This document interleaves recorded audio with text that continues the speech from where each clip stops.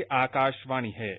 कोविड-19 विशेष कार्यक्रम के अंतर्गत प्रस्तुत है कोरोना वायरस संक्रमण की वर्तमान स्थिति पर चर्चा, जिसे प्रस्तुत कर रहे हैं आकाशवाणी संवाददाता सिद्धार्थ सिंह। इस कार्यक्रम में आमंत्रित स्वास्थ्य विशेषज्ञ हैं डॉक्टर संजय पांडे। नमस्कार श्रोताओं, आकाशवाणी के समाचार सेवा प्रभाग द्वारा कोरोना जागरूकता श्रृंखला के इस विशेष कार्यक्रम में आपका स्वागत है। आज के संग के साथ मैं हूं सिद्धार्थ सिंह। कहते हैं हार हो जाती है जब मान लिया जाता है, जीत तब होती है जब ठान लिया जाता है। जी हां श्रोताओं, कोरोना के इस कठिन दौर में ये लाइनें बहुत प्रासंगिक हैं, क्योंकि यहाँ बचाव और सावधानी ही कोरोना का इलाज है। श्रोताओं, कोरोना को लेकर आपके मन में चल रहे तमाम सवालों का जवाब देने के लिए हमारे आज के इस विशेष फोन कार्यक्रम में हमारे साथ हैं GB Pant Institute of Post Graduate Medical Education and Research New Delhi के न्यूरोलॉजी विभाग में professor doctor Sanjay Pandey. Doctor Sanjay नमस्कार, कार्यक्रम में आपका स्वागत है। जी नमस्कार। श्रोताओं, आप कोरोना से संबंधित सवाल हमारे आज के एक्सपर्ट से टोल फ्री नंबर 1800-11-5767 और 011-233-14444 पर पूछ सकते हैं। आप हमारे ट्विटर हैंडल @AIR News पर #AskAIR पर अपने सवाल पोस्ट कर सकते हैं। डॉक्टर संजय, आज की अपनी चर्चा की शुरुआत हम प्रधानमंत्री नरेंद्र मोदी के मुख्यमंत्रियों के साथ वीडियो कॉन्फ्रेंसिंग के जरिए जो संवाद हुआ है उससे करते हैं। इसमें प्रधानमंत्री ने कोविड-19 से स्वस्थ होने वाली जो दर है वो 50% से अधिक होने का जिक्र किया है। हालांकि आज ये दर 52% से भी ऊपर हो गई है। उन्होंने कहा कि कई देश लॉकडाउन के दौरान भारत सरकार ने जिस तरह से कोरोना नियंत्रण के लिए प्रयास किया उसकी चर्चा कर रहे हैं। उन्होंने कहा कि इन उपायों से ऐसा इंफ्रास्ट्रक्चर बनाने में मदद मिली है जिससे देश में बड़ी संख्या में लोग संक्रमण मुक्त हुए हैं। आज प्रधानमंत्री ने देशवासियों से अपील की कि वो मास्क का इस्तेमाल करें, 2 गज की दूरी बनाए रखें और साबुन से हाथ धोते रहें। आप किस तरीके से देखते हैं इसे? प्रधानमंत्री जी ने बिल्कुल सही कहा है कि कोरोना से लड़ने के जो भी प्रयास पिछले 3 महीने से किए जा रहे हैं उनमें काफी सफलता मिली है, और जो सफलता मिली है उसका सबसे बड़ा सबूत यह है कि हमारे रिकवरी की जो दर है वो 52% के आसपास पहुंच गई है। और हमने एक इंफ्रास्ट्रक्चर तैयार किया है कि अगर आगे मरीज आते हैं या मरीजों की संख्या में इजाफा होता है तो हम उससे लड़ने के लिए तैयार हैं। तो अगर प्रधानमंत्री जी के शब्दों को ठीक से अमल में लाया जाए, जैसे 2 फीट की दूरी, हाथ धोते रहना, साबुन से हाथ धोते रहना और मास्क का प्रयोग करना, ये 3 बेहद ही महत्वपूर्ण मुद्दे हैं। उस समय जबकि 1 जून के बाद हमने अनलॉकडाउन चालू किया है और धीरे धीरे हमारी जो सामाजिक और आर्थिक व्यवस्था है वह पटरी पर लौटने लगी है। डॉक्टर संजय, अब हम आपसे स्वास्थ्य और परिवार कल्याण मंत्रालय की उस रिलीज के बारे में चर्चा करेंगे जिसमें मंत्रालय ने कहा है कि लोग कोरोना संक्रमण को सोशल स्टिग्मा के कारण छुपा रहे हैं और इसके इलाज से कतरा रहे हैं, जिसकी वजह से इस महामारी से निपटने में बहुत दिक्कतें आ रही हैं। मंत्रालय ने यह भी कहा है कि अफवाहों और मिस इन्फॉर्मेशन के कारण कोविड-19 से निपटने में मुश्किल आ रही है। यहाँ आपसे ये समझना चाहेंगे कि लोगों को इस तरह के सोशल स्टिग्मा को खत्म करने के लिए क्या करना चाहिए, और अगर कोई व्यक्ति कोरोना पॉजिटिव हो जाता है तो हमारे समाज को उसके साथ किस तरह का व्यवहार करना चाहिए? देखिए, इसके 3 मानसिक पहलू हैं और मानसिक पहलू से जुड़ा हुआ सामाजिक पहलू भी है। जो सबसे महत्वपूर्ण मानसिक पहलू यह है कि वैसे लोग जिनको कोरोना का संक्रमण नहीं हुआ है उनके मन में एक हमेशा चिंता सी रहती है कि कहीं मैं कोरोना संक्रमित ना हो जाऊं। जी। दूसरी जो बात है हेल्थ वर्कर्स के लिए, कि अगर आसपास में कोई आपका हेल्थ वर्कर है या जैसे डॉक्टर है या पुलिसकर्मी है या अस्पताल का कर्मचारी है, तो उसको लेके एक संशय की भावना मन में रहनी कि कहीं वो कोरोना संक्रमित तो नहीं है। और तीसरा, कोरोना के मरीज अगर छुट्टी होकर घर भी आ रहे हैं स्वस्थ होके, तो भी लोगों के मन में एक संशय की भावना है कि कहीं उससे हमें कोरोना तो नहीं हो जाएगा। तो कोरोना से आपने देखा होगा कि रिकवरी रेट 52% हो गया, 90% से ज्यादा मरीज बिल्कुल स्वस्थ होकर घर पहुंच जा रहे हैं। जो 5-7% मरीज अगर सीरियस भी है तो उनमें भी काफी संख्या में रिकवर होके वापस आ रहे हैं।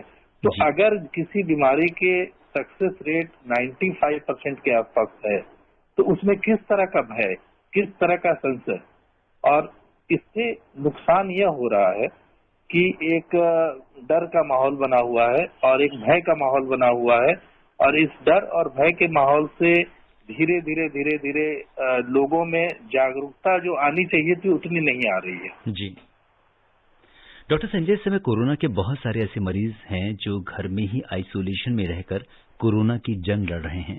जो लोग आइसोलेशन में घर पर ही हैं, उन्हें क्या क्या सावधानियां रखनी चाहिए और परिवार के सदस्यों को उनके साथ किस तरह पेश आना चाहिए?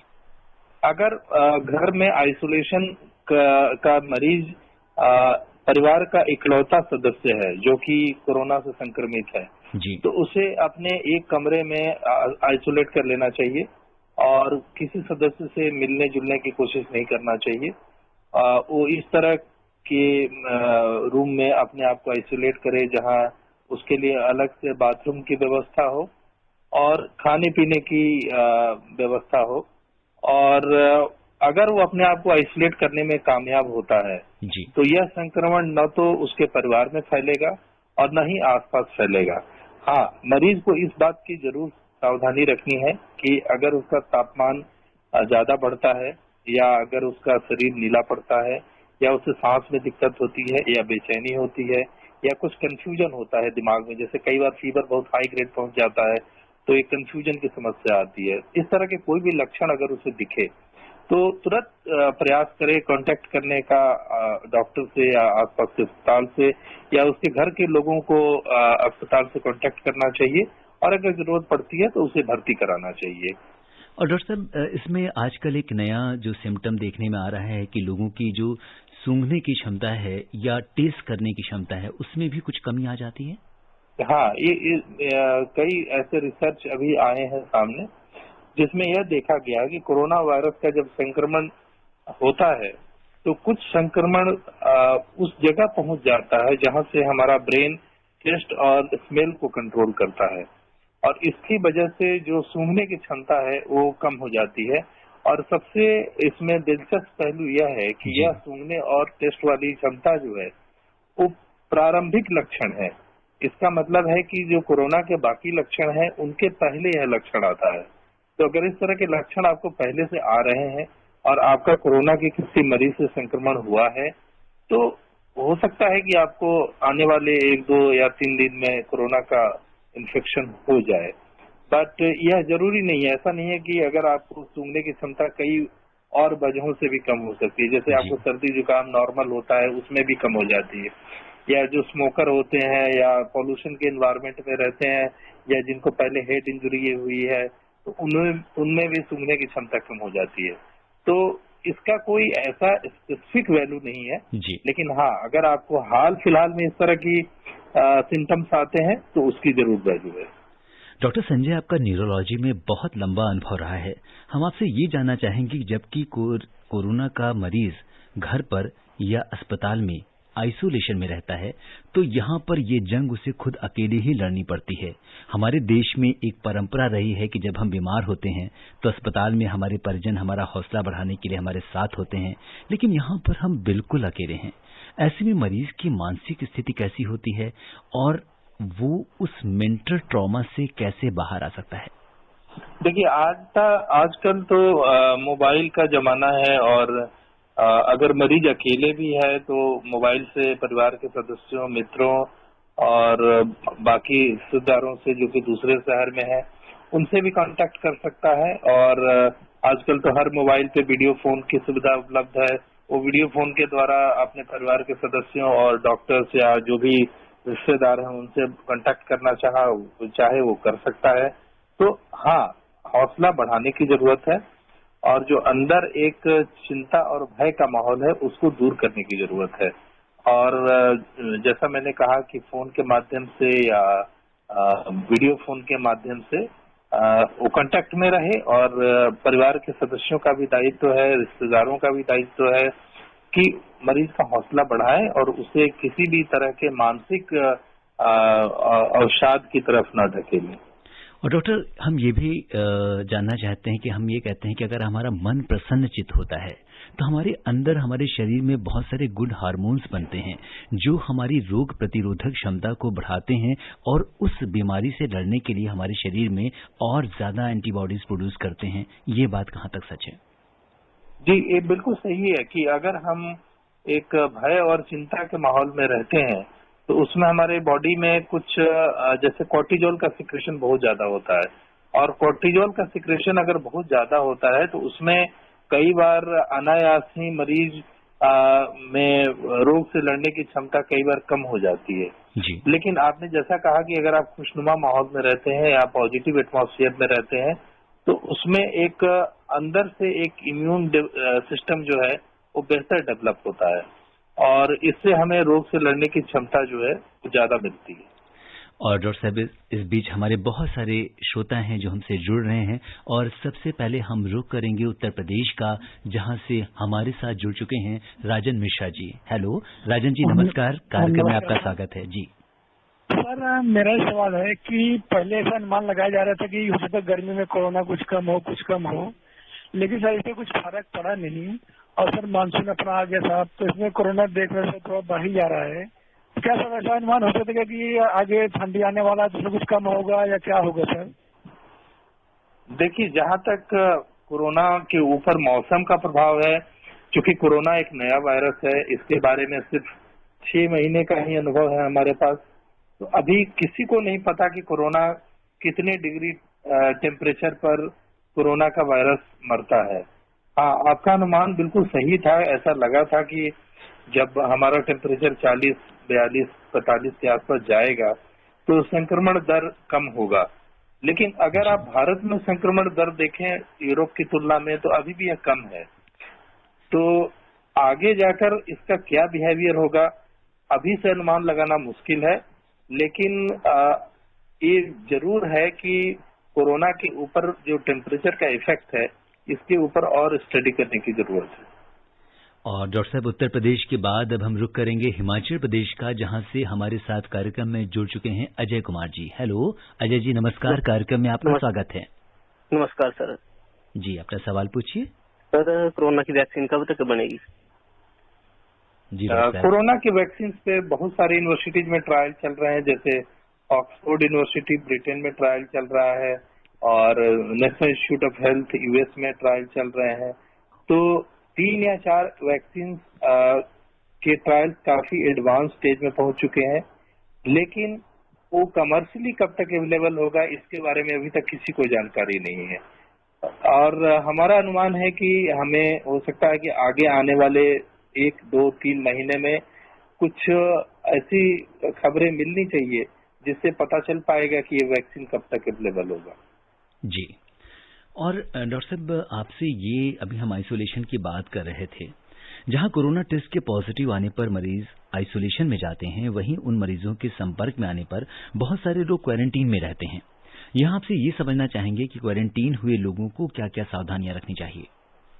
क्वारंटीन के लोगों को भी वही सावधानी बरतनी है जो कोरोना के मरीज को बरतनी है, कि हम आसपास के लोगों को अपने से बचाना है। तो हम अपने आप को आइसोलेट करके रखें और किसी से मिलने जुलने की कोशिश न करें, और अगर संभव है तो अपने आप को एक कमरे में आइसोलेट कर लें। और अगर आपके अंदर कोई लक्षण आते हैं तो डॉक्टर से कांटेक्ट करें और अपनी जांच कराएं, और अगर लक्षण नहीं आते हैं जी, तो क्वारंटाइन का जो पीरियड है वो पूरा होने के बाद आप हेल्थ अथॉरिटीज को इन्फॉर्म कर सकते हैं और उसके बाद की जो कार्रवाई है वो की जाएगी। डॉक्टर साहब, आपने क्वारंटीन के पीरियड की बात करी, तो हम इसको, जैसे अगर हम पॉजिटिव पेशेंट की बात करें तो इसको हम कब से कैसे कैलकुलेट करते हैं? क्वारंटाइन का पीरियड यूजुअली 14 दिन का होता है, लेकिन इसके ऊपर भी काफी वेरिएशन है कि कब से क्वारंटाइन का पीरियड कैलकुलेट करना है, क्योंकि अगर आपका किसी कोरोना के मरीज से संक्रमण हुआ है तो यह पता नहीं है कि वो मरीज से संक्रमण कब हुआ है, आप नहीं बता सकते जी। बहुत मुश्किल है बताना। तो एक एवरेज जो क्वारंटाइन का पीरियड है वो 14 दिन का माना गया है। हाँ, शुरू में जैसे केरला में मुझे याद है कि 28 डेज का क्वारंटाइन पीरियड एक समय में था, लेकिन ऑन एन एवरेज 14 डेज का क्वारंटाइन पीरियड है, जो कि ओवरऑल हर जगह इसी को फॉलो किया जा रहा है। और इस बीच बालाघाट से हमारे साथ जुड़ चुके हैं R.K. बासल जी। हेलो बासल जी, नमस्कार। नमस्कार सिद्धार्थ जी और नमस्कार डॉक्टर साहब को। जी, अपना सवाल जी नमस्कार। हाँ जी, हाँ डॉक्टर साहब, मैं पूछना चाहता हूँ कि हमारे प्रधानमंत्री निरंतर कह रहे हैं कि हमें 2 गज की दूरी रखना चाहिए, लेकिन जब से ये अनलॉक हुआ है तब से जो है हम तो प्रयास करते हैं, लेकिन कोई भी हमारे पास आके टच कर जाता है, कभी धक्का भी मार जाता है। तो उस स्थिति में हमें किस प्रकार के सूती वस्त्र पहनना चाहिए कि टेरिकॉट के वस्त्र पहने, जो घर में आके हमें धोना ना पड़े और नहाना भी ना पड़े? देखिए, आपने बिल्कुल सही कहा कि जहां तक 2 गज की दूरी बनाने की जिम्मेदारी आपकी है, उसी तरह सामने वाले की भी है। लेकिन हाँ, कुछ लोग लापरवाही करते हैं और अपने सामाजिक दायित्वों को भूल जाते हैं, और जिसकी वजह से यह दूरी बनाना मुश्किल हो जाएगा। लेकिन हम आपसे यही अनुरोध करेंगे कि आप अपनी दायित्वों को पूरा करिए और अपने आसपास के जो भी लोग हैं उनको सजग करने की कोशिश करिए और उनको इन्फॉर्म करने की कोशिश करिए। जहां तक वस्त्र पहनने की बात है, अभी चूंकि गर्मी का मौसम है और ह्यूमिडिटी काफी ज्यादा है, तो बेहतर यही होगा कि आप कॉटन के ड्रेस पहने, और कॉटन के ड्रेस से आपको ज्यादा बेहतर जो तापमान है उसको सहने में मदद मिलेगी। जी, और डॉक्टर साहब अब हम रुक करेंगे बड़ौत का, जहां से हमारे बहुत ही नियमित श्रोता हैं महेश शर्मा जी। महेश जी नमस्कार, कार्यक्रम में आपका स्वागत है, अपना सवाल पूछिए। नमस्कार जी। जी सवाल पूछिए। सवाल है जी, लापरवाही के कारण संक्रमण बढ़ता जा रहा है, मास्क नहीं लगाना चाह रहे लोग बाग, आप उनको अच्छी तरह बताइए अपनी तरफ से। डॉक्टर साहब, ये बहुत ही आम ये समस्या है। बहुत से लोग बहुत सारे लोग पूरे देश की जनता को इस बात के लिए हम जागरूक कर रहे हैं, लेकिन अभी बहुत सारे ऐसे लोग हैं। तो आपके माध्यम से आप क्या अपील करना चाहेंगे लोगों से? हम अपने कंप्यूटर के अपने रेडियो प्रोग्राम के माध्यम से यही कहना चाहेंगे कि एक इंसान जो है वो 10 लोगों को जागरूक करे, और 10 इंसान जो है वो 100 लोगों को जागरूक करे। और जब तक यह जागरूकता सबके अंदर नहीं आएगी, जैसा मैं भी देखता हूँ सड़क पर चलते हुए कि लोग बसों में धक्का मुक्की करते हैं या ऑटो में धक्का मुक्की करते हैं, और तो यह जो गैर जिम्मेदाराना हरकत है, इससे हमें कोरोना से लड़ने में मदद नहीं मिलेगी। और अगर हम 2 गज की दूरी बनाए रखना चाहते हैं तो यह हमारा कर्तव्य है, और आसपास के लोगों का भी कर्तव्य है कि वो इसको फॉलो करें।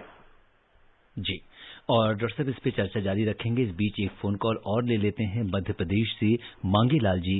हेलो मांगेलाल जी नमस्कार, कार्यक्रम में आपका स्वागत है। नमस्कार जी। जी नमस्कार, कार्यक्रम में आपका स्वागत है, सवाल पूछिए। सर जी, ये जानना चाह रहे हैं कि कोरोना का मरीज जब अपने घर जाता है तो घर वाले, रिश्तेदार, पड़ोसी उसके साथ किस तरह का व्यवहार बनना है? जी डॉक्टर साहब, हम लोग पहले भी चर्चा कर रहे थे कि किस तरीके से जो सोशल स्टिग्मा है, आपके माध्यम से हम ये लोगों को बताना चाहेंगे कि जब कोई आदमी ठीक होके आ गया है तब हमें उससे किस तरह की सावधानियां रखनी है या उसका स्वागत करना है और कैसे उसके साथ आगे ट्रीट करना है उसको। जैसा कि प्रोग्राम के शुरू में ही हमने इस बात पे चर्चा की कि आज स्वास्थ्य मंत्रालय ने एक जागरूकता बुलेटिन जारी किया है, और इसमें साफ कहा गया है कि कोरोना से ज्यादा नुकसान बीमारी की वजह से नहीं हो रहा है, बल्कि सोशल स्टिग्मा की वजह से हो रहा है।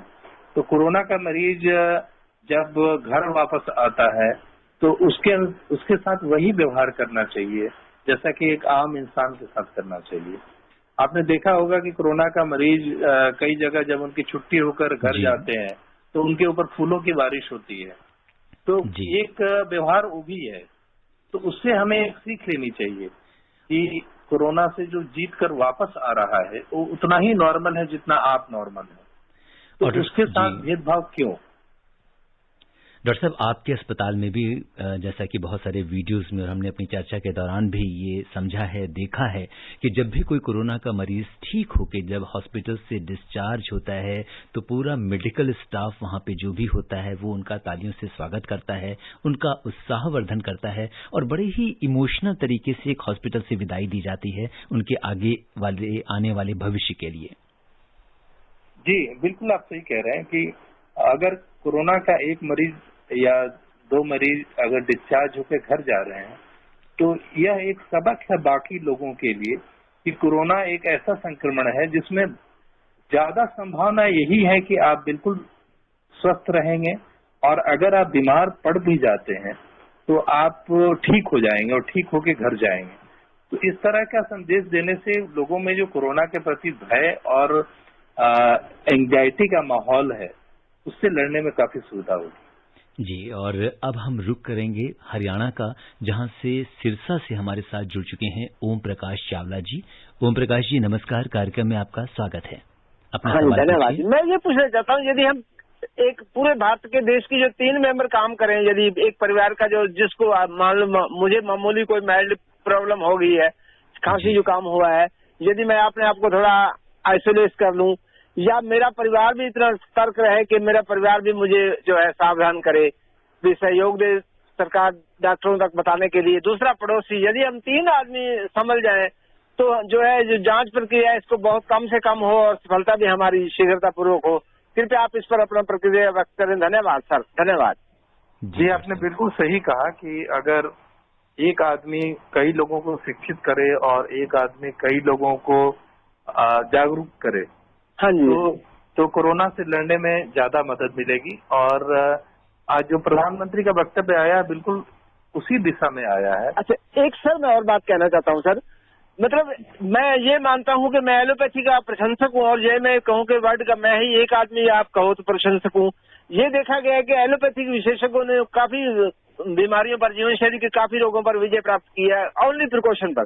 तो इस पर भी एक चीज देखा गया, जितने भी और प्रॉब्लम है, यदि हम नाक में थोड़ा नेसे लेते हैं, सरसों का तेल लेते हैं तो हमारे अंदर जो विषाणु है प्रवेश, यदि हम भीड़ भाड़ में भी जाते हैं तो भी जो है टीबी के विषाणु है या वो भी विषाणु है कम प्रवेश करते हैं एक दूसरे को, मतलब एक दूसरे से संक्रमण कम फैलाते हैं। तो क्या इसमें भी सरसों के तेल का नेसे जो है नाक द्वारा ओनली कान में इन्फेक्शन होगा यदि हम कान में तेल डालने की आदत डालेंगे तो? देखिए, इस तरह की जो भी आपकी घरेलू उपचार हैं जी, इसके बारे में कोई वैज्ञानिक आधार नहीं है, तो इससे मैं कोई प्रतिक्रिया नहीं देना चाहूंगा। लेकिन हाँ, कोरोना एक ऐसा वायरस है जिसका अभी तक कोई कारगर इलाज नहीं है और इसका एक ही इलाज है, वो है सोशल डिस्टेंसिंग और प्रिवेंशन।